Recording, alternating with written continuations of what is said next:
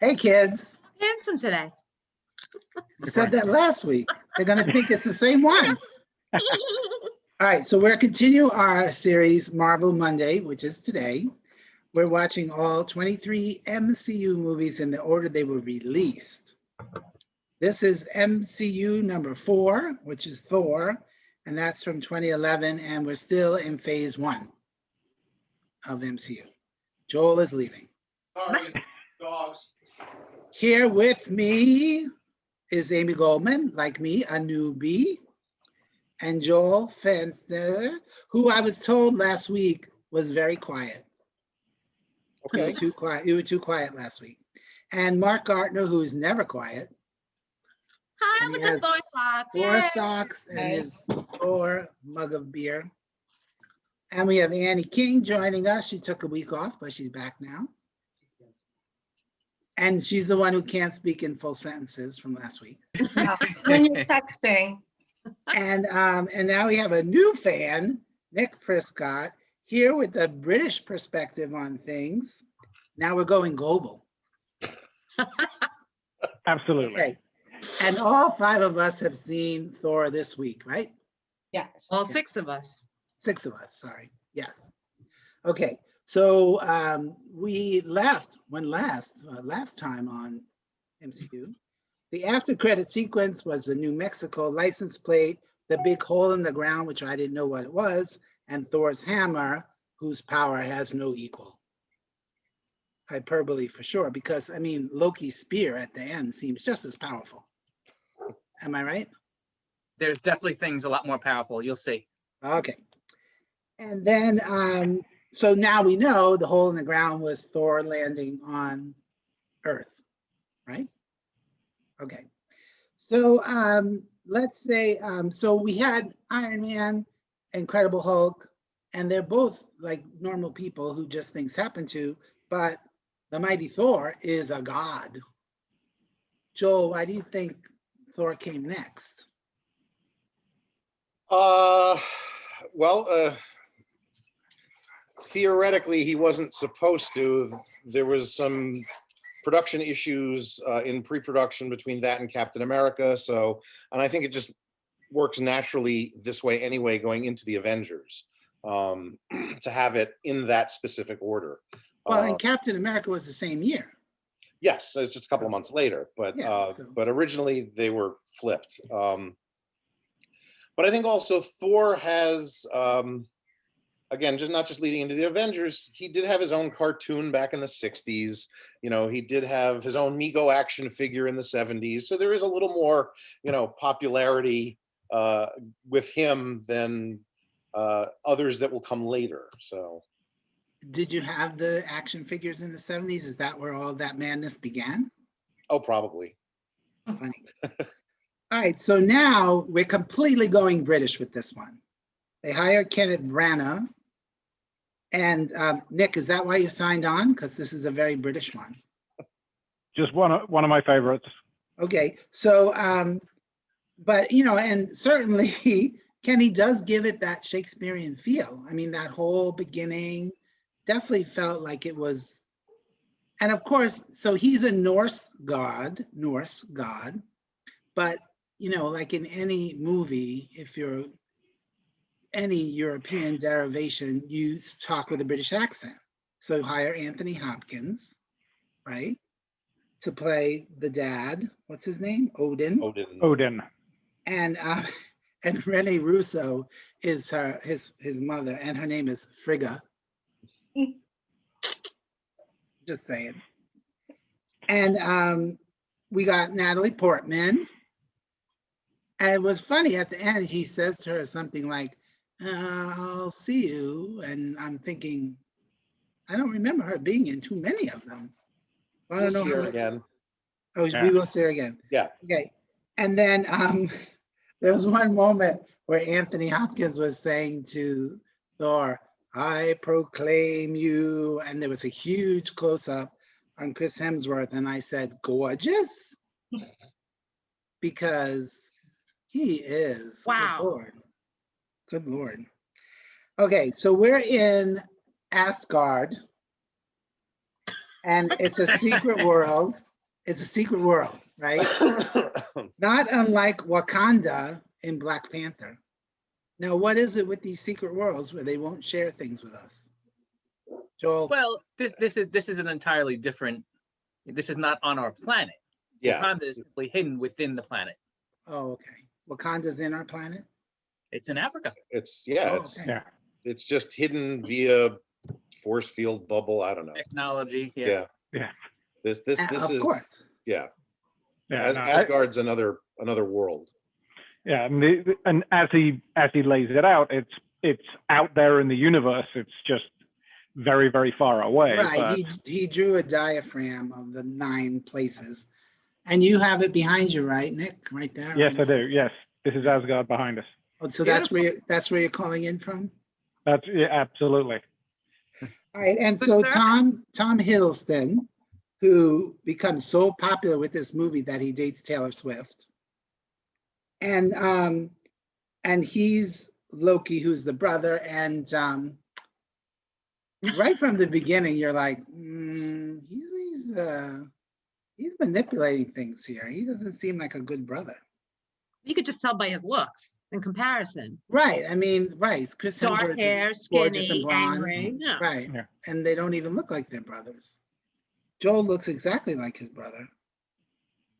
But here, Joel, I read this somewhere that they were using the Bond movies as some kind of model for the MCU. Do you think that makes sense? In what sense are you speaking? Because The gadgetry and the quick cutting and the fights and that sort of thing. are you talking about on a filmic, the actual cinematic level? Yeah. Sure, I can see that. But that's a matter of getting, editors to know what they're doing, cinematographers to know what they're doing, to really make a cohesive look that goes across, a bazillion movies at this point. I mean, so whoever's idea was to have this series, obviously, and culminate with the end game, pretty brilliant idea. I mean, because you had all those characters, and so we're meeting all of the Avengers.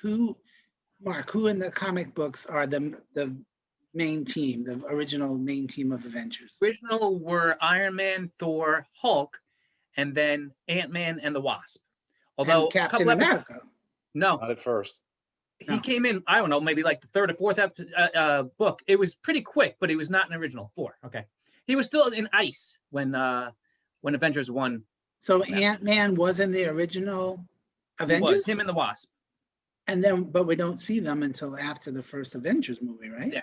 If you're going to pick Captain America or Ant-Man to star in a movie, you're going to pick Captain America. All right. Yeah. All right. So there's a lot of backstory because he's a god, right? And they handle it very well. I mean, in these kinds of situations, it's there's a lot to tell, and things could go from bad to Norse. Stupid. I'm out. They don't. Damn it. There we go. But they really handle it very well. I feel it goes very quickly. It's very efficient. You meet all the people you're supposed to meet. And it's so funny to me because this is exactly what I was thinking. And Amy, maybe this was the scene you were referring to, is when, Thor is all pissed off and he goes back to his house and then he flips the table like a New Jersey housewife. Oh, that was great. That was not my joke, but that was very funny. All right. Well, and would you consider there's certain symbolism as well to, and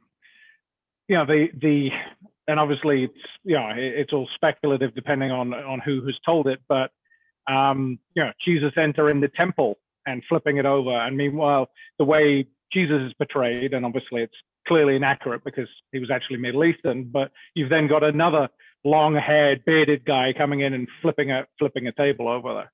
That's funny. When I watched it, I did think, wow, that looks like the Last Supper table. I kind of, sort of. Okay, Nick, we don't get that deep with our correlations.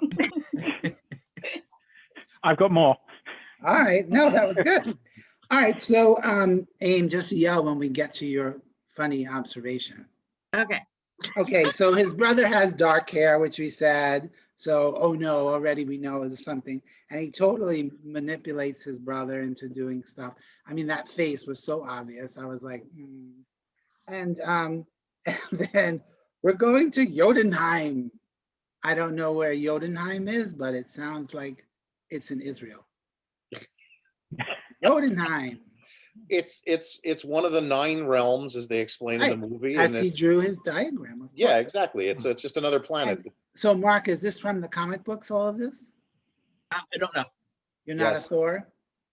Yeah, I I read Thor as a kid, so Yeah, I read Thor more than a handful of times, but again, late 80s, early 90s. So he actually wasn't Thor when I was reading it. He was actually a human being at some point, which is a different storyline. Well, he is in this movie too, because when he falls. Well, to no, Earth- it's different. It would be Yes. like you all of a sudden are given the power of Thor as a human being. So I don't know a lot of the backstory. Right. So in true comic book tradition, we just accept that the portal works and he goes to Earth. Of course. Right. Okay. Yeah. And so, Amy, you saw Ragnarok first. What did you think coming and now hearing the origin story? I'm so bad at remembering movies after I see them. I just remember loving that movie. And I read as much backstory as I needed. It said, this is what you need to know before you watch this. So now seeing the backstory is very interesting because I know nothing of Thor except that he has a hammer and he hammers in the morning. That is it.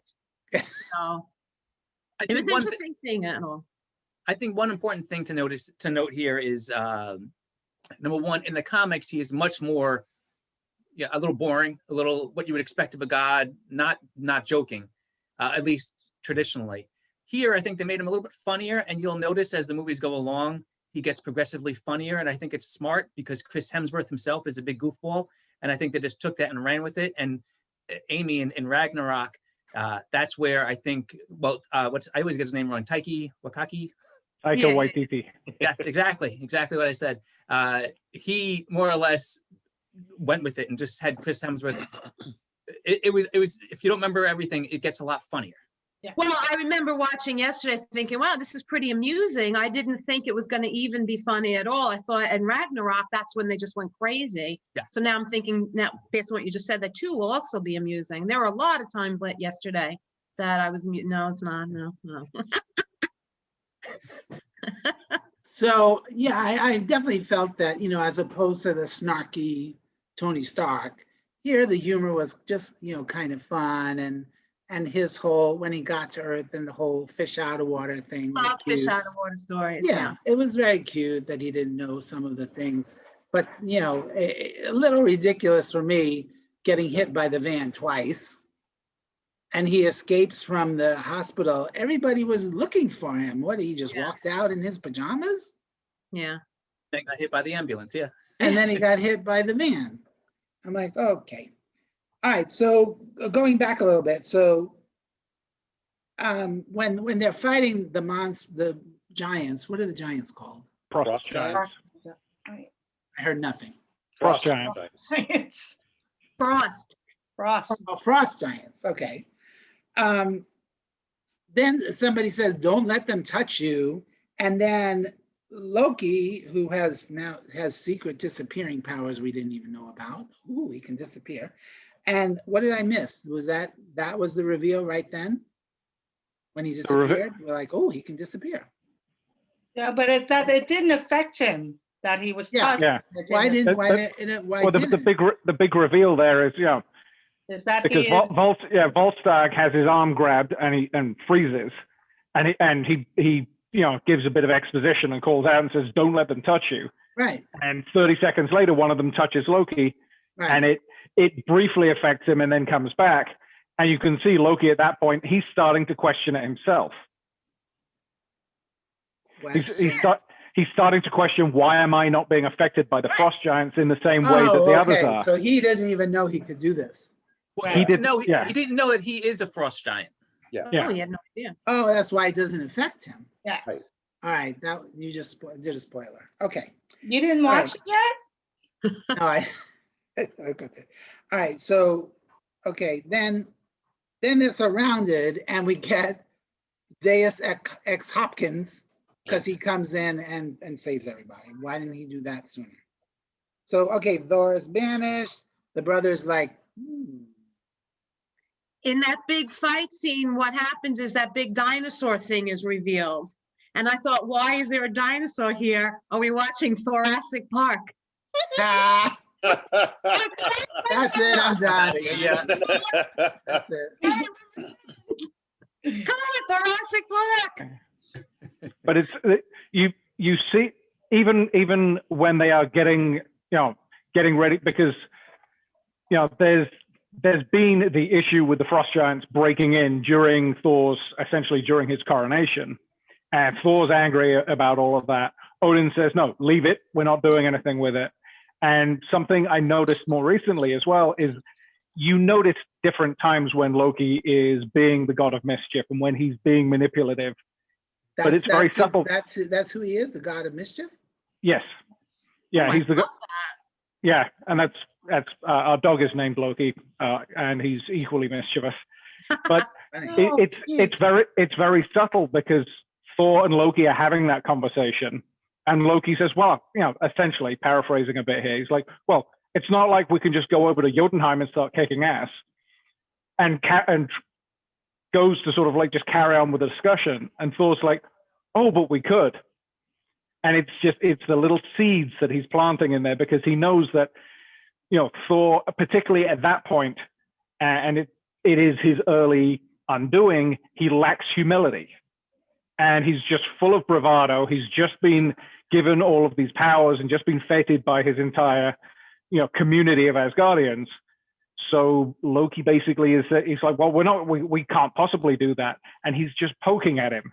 And he knows right, all he needs to do is, yeah. Yeah. And but Thor certainly, he seemed crankier than Joel. All right. So then we get to the point, which was the end credit sequence. He lands on Earth, the hammer flashes off in the distance, and now it's like the sword in the stone. Only the worthy one can take out the hammer. I love seeing them see the crash site, and then you don't even realize you're now going to watch the whole thing come right back to that moment again. I love that. I went, I loved it. Very fun. Okay, so Stan Lee's cameo, did it work? Cute. One of my favorites. Yeah. Very Easily. It's also coupled with a cameo by one of the writers on the comic book as well. The first person who pulls up to try to pull the hammer out of the ground is actually J. Michael Straczynski, who had a almost 2-year run on the book back in, I don't know, 2010-ish or so. Now, Joel, isn't he one of your heroes because of the Babylon 5? Yeah, he also created Babylon 5. So yeah, so there's that. Okay, and Agent Coulson is back. Good for him. And so here's a little thing, like Natalie Portman says, oh, that's my ex, Donald Blake. Is he somebody? Should we know him? Donald Blake was the original, when Mark mentioned earlier that Thor would turn into, it was a human that would get Thor's powers. Right. That was Donald Blake. Donald Blake had a cane. He was a doctor. He would smack his cane on the ground and become Thor. And that is gonna happen, or that already happened? They've tossed that all out the window. Oh, okay. There's really. But here they were trying to plant a little seed, and then they're like, no. It's more, I wouldn't call it a seed. It's more like an Easter egg. Oh, hey, Donald Blake actually exists, but you're never going to see him because we're never going to go that way. So. Okay, so then they're in this town, right? And one of the stores is OK Furniture. Yeah. I would shop there. I just need OK furniture. I don't need good furniture, just OK furniture. And then there's a sign that says it's the home of the Vikings, way out in New Mexico somewhere, because they landed there. And so they take all of Natalie Portman's equipment, and then they go and try and find her equipment. And then there's a mud wrestling scene, but no women are in it. Sorry, Mark. I know. I was disappointed. Yeah. Kat Dennings and Natalie Portman could have been rolling around in that mud, but no. And then the big reveal, Loki is not Thor's brother. But now here's my question.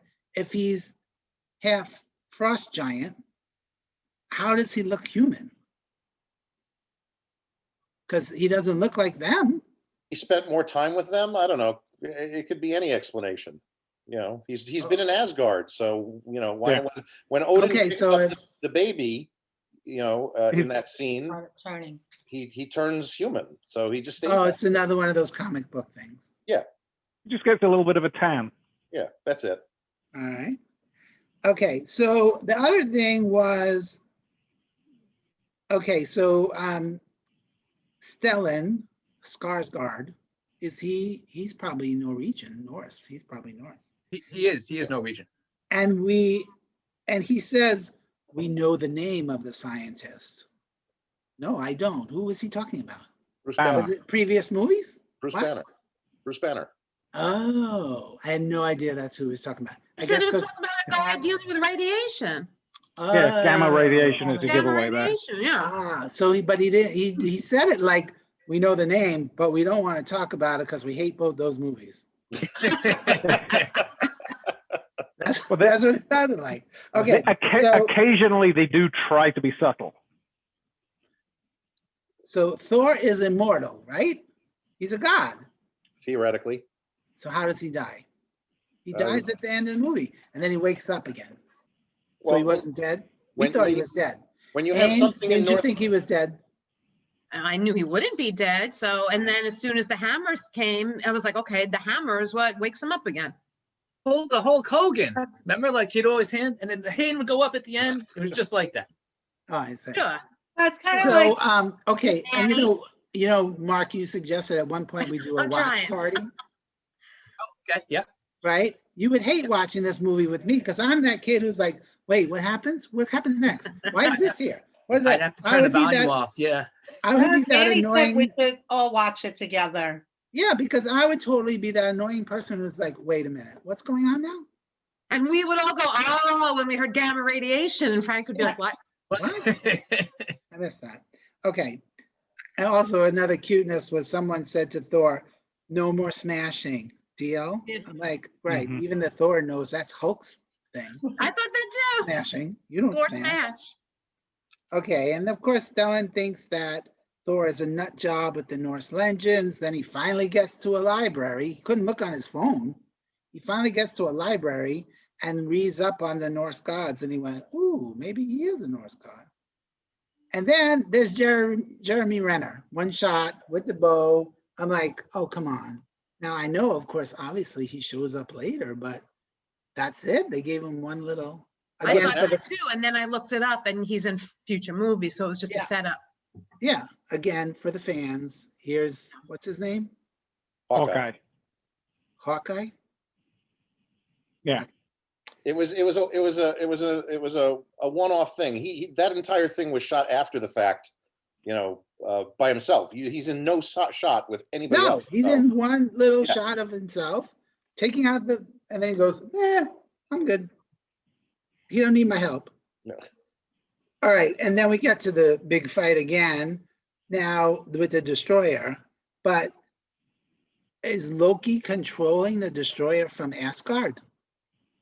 Yes. That's a long distance, it's another world. Wait, must what's have- the destroyer again? That robot-y Open thing that he was face. fighting. Oh, yeah, with the Yeah. fire. Yeah, it's the same robot that you see right at the very start, who is there to defend Asgard from the frost giants when they first Right, arrive. So you right. know he's a defender, and he's very much like Gort, from the day the world stood still, in some ways as well. Oh, It's okay. enormous, powerful robot. I Agree. like that. But I thought it was amazing. He must have pretty good reception to be able to control him from another world. Well, I thought it was just that he was given a command by his king to destroy, and that's what he was sent to do. But it looked like, Seemed to be Loki looked like he manipulating was him. like, Yeah. I thought doing so. When Thor talks to him and says, "Take me instead," yes, he was definitely being controlled directly by Loki. That's the way I took it from there. yeah, absolutely. All right, so, okay, now I just want to say I thoroughly enjoyed it. I thought it was very fun. Liam is very easy on the eyes. This, Right. Chris, there Liam's was brother. I'm sorry. Chris. Liam's brother. Oh, I said Liam. I'm sorry. He is Yeah. too. Chris Greg is. Kinnear was in this movie too, Frank.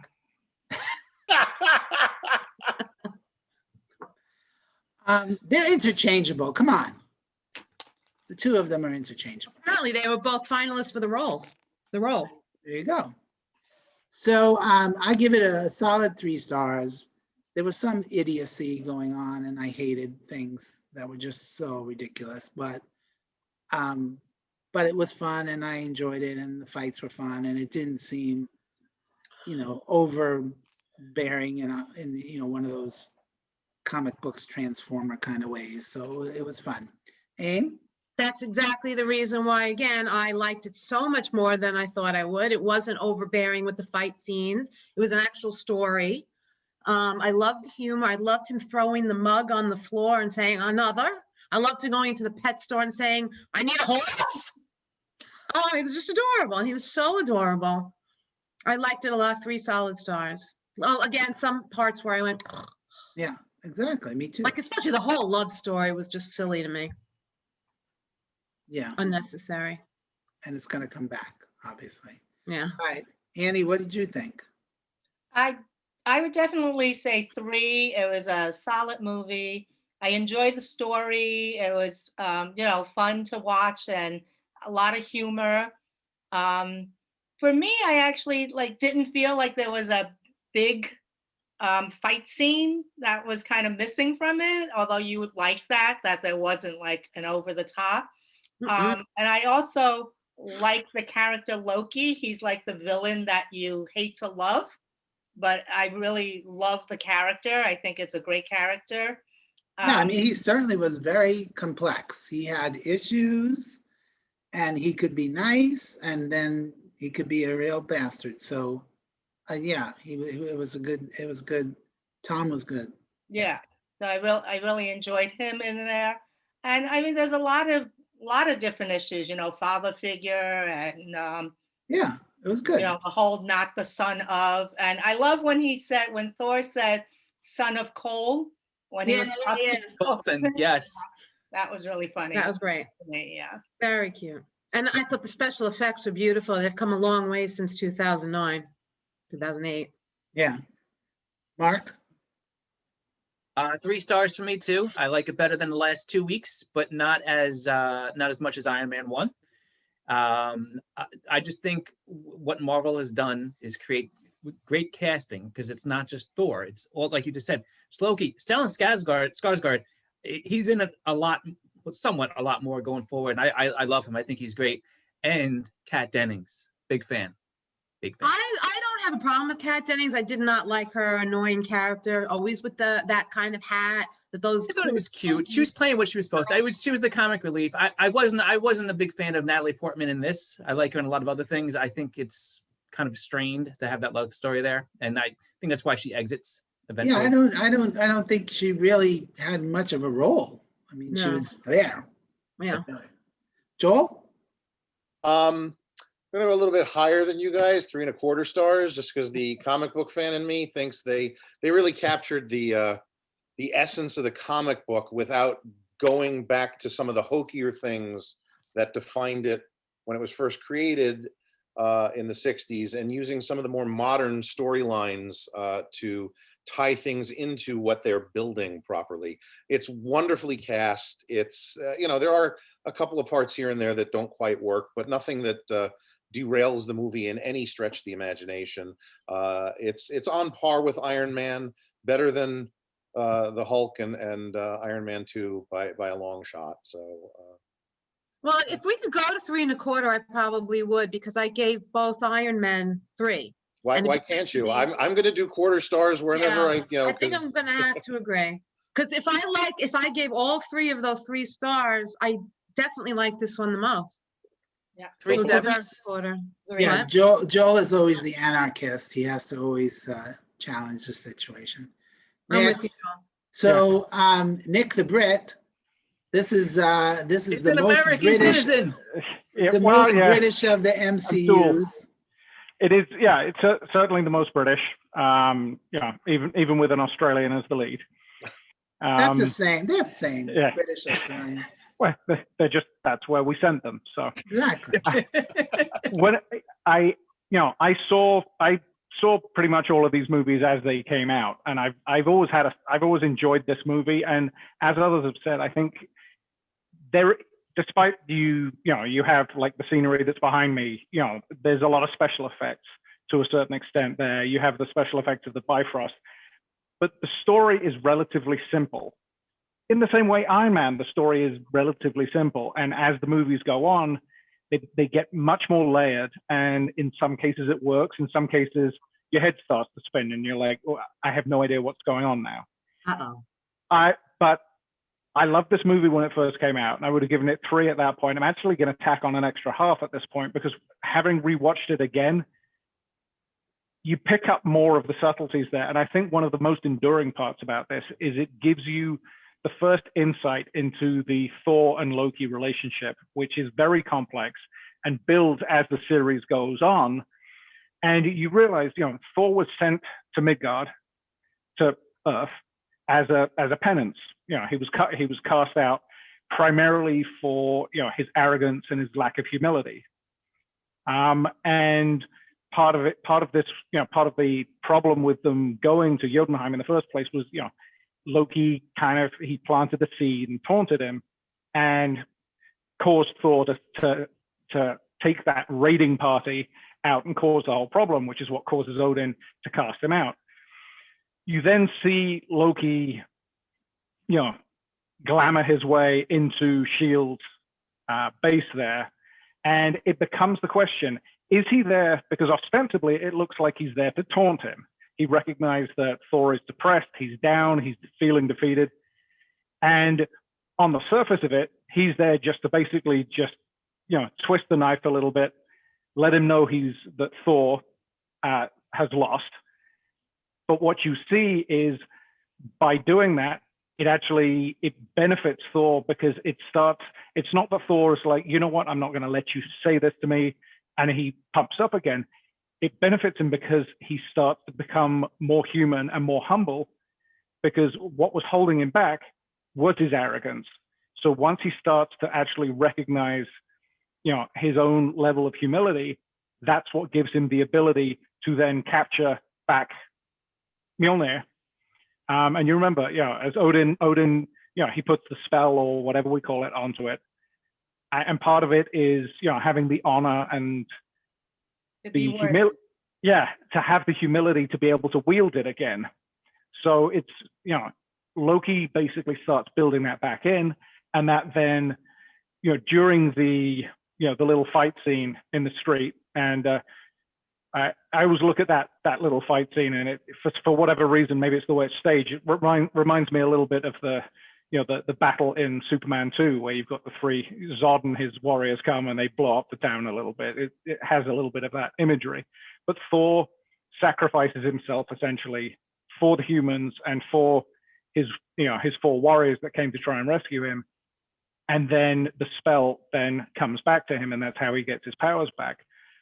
But it's worth pondering, was Loki really trying to run him down and finish him off emotionally? Or, as you look at their relationship build over the series, was it the subtlety of Loki knowing, this is the only way I can get my brother to actually recognize what his true calling is? So I have to make him think that I'm trying to humiliate him, because it's the only way I can get him to become who he needs to be. Yeah, we definitely saw him trying to manipulate him the whole time.